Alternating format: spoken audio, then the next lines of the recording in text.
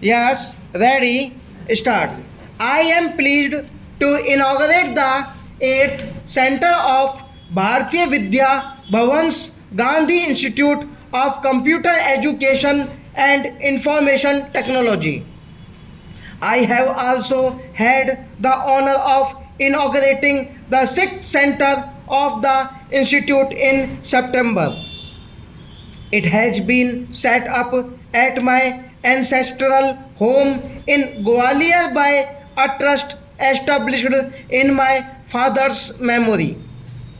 It provides free computer education to students from underprivileged sections of society.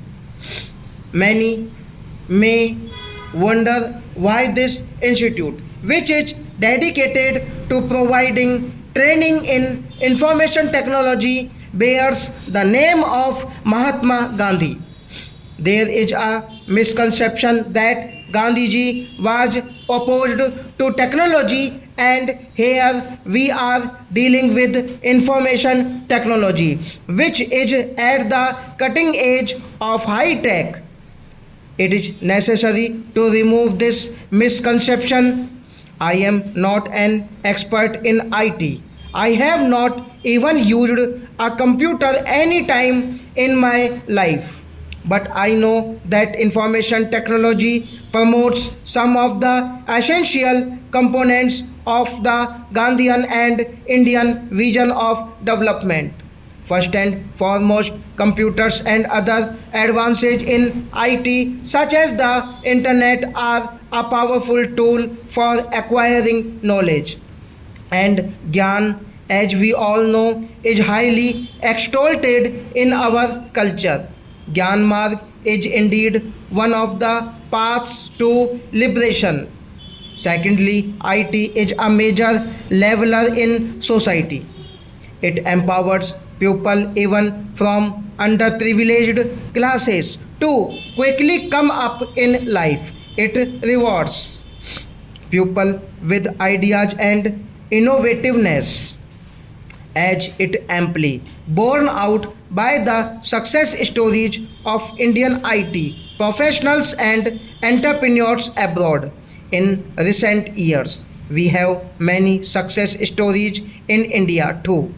IT will increase employment opportunities and generate wealth both directly and indirectly.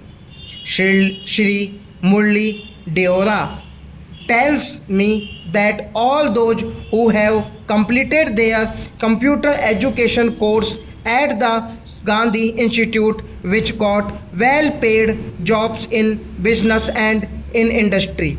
Thirdly, IT will lead to decentralization of production and decongestion of our urban centers. When we whole world gets connected, people will be able to do their work whatever wherever they are. In the highly driven world of the 21st century, what will be movable is information and not people.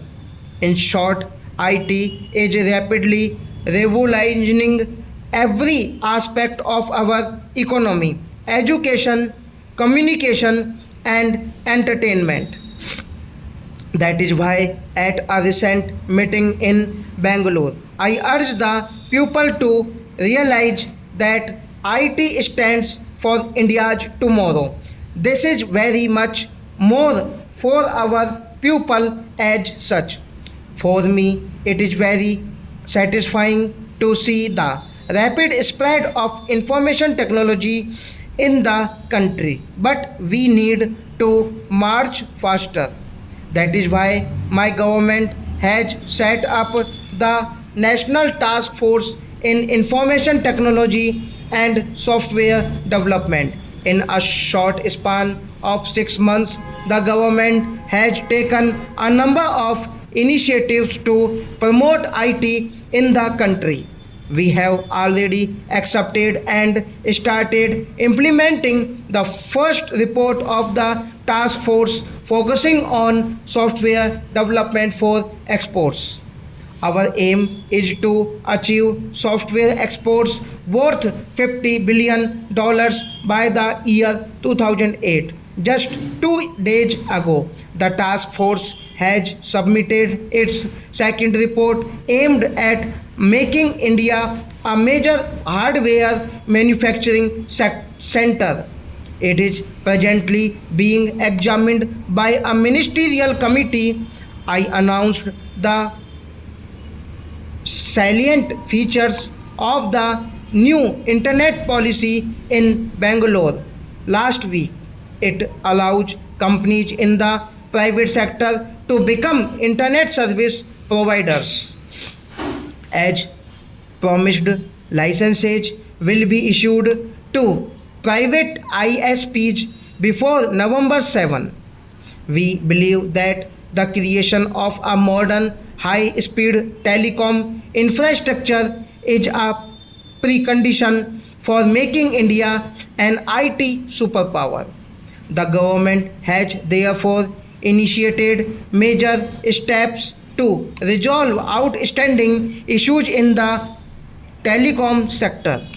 The spread of IT depends on two more factors: cheaper computers and more people trained to use them. In order to address these issues, the government will soon unveil three schemes aimed at increasing the number of PCs in the education sector. Vidyarthi Computer Scheme.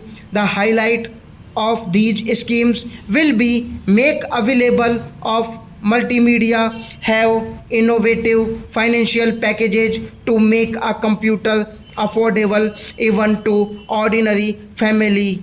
In recent years, there has been a huge increase in the number of years computer training institutes. Every small town has such institutes which are training young and not so young people to use computers. Some of these institutes have become huge companies worth hundreds of crores thanks to the efficient way they run their business. Our colleges and universities can learn more some lessons from them. I congratulate these institutes for rapidly spreading computer awareness and training many people to use computers. However, these institutes suffer from one flaw: they understandably cater only to those who can afford their high fees. It is a sign of the times that many middle class families they are spending most of their savings in sending their children to these training institutes more. However, if computer education is confined only to those who know English, India will not become an IT superpower. Stop.